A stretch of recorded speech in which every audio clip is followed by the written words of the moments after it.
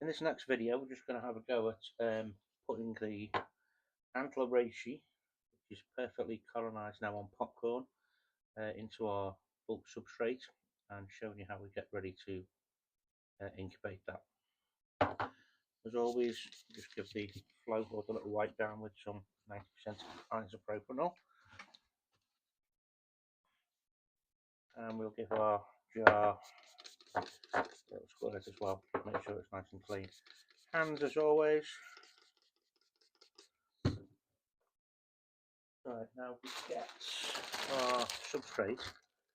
What we're going to be using here is Master's Mix.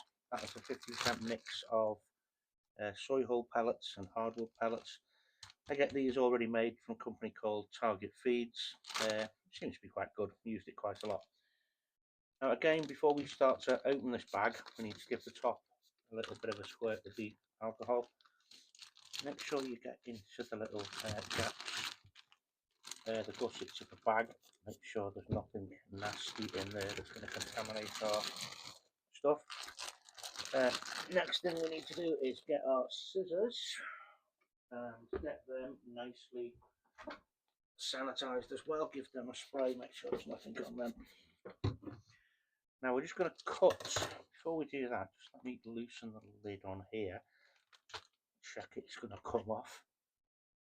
Sorry, before we stick it in the substrate, we just need to break that up. Now, reishi is really difficult to break up when you're using stuff like rye grain, but in popcorn, it breaks up really well. So we now get to the top of our bag.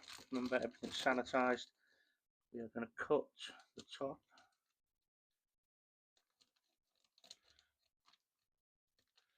Get rid of that. Now we've got the flow hood on. We are going to put our reishi popcorn spawn into our bag. And now we need to take this over to the impact sealer and get it sealed up. Always try and useful to get it ready before you take it over there. Obviously my flow hood's not big enough to do it in front of the flow head, but we should be okay. So got that nice and lined up, and that's going to go over to the impact sealer and seal it up. So we're now over at the impact sealer. I'm going to place that over the sealing strip and hold it down nice and tight, make sure the light goes out. After it's gone out, give it a few seconds before you open it. Let's have a look. That is a pretty good seal, that. As you can see, nothing leaking out.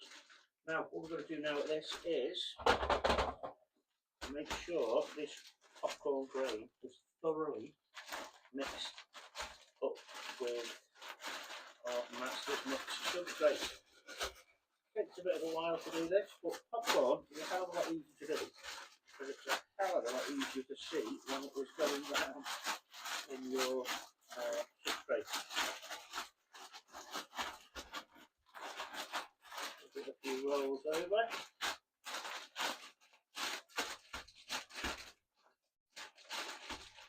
Give it a few more.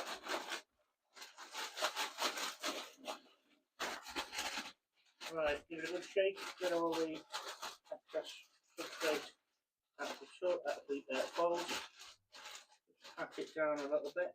Now that looks pretty good. I don't know if I have a pen which I can write on it, or that it's run out. No, what all right. Antler, Reishi, and quite a lot of people you see putting dates and stuff on things. I've never really seen the point.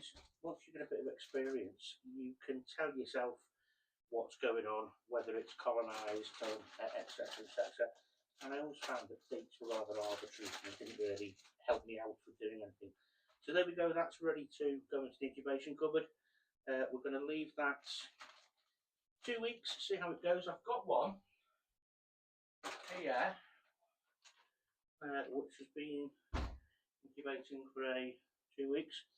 And we can see we're getting a little bit of Reishi-ing.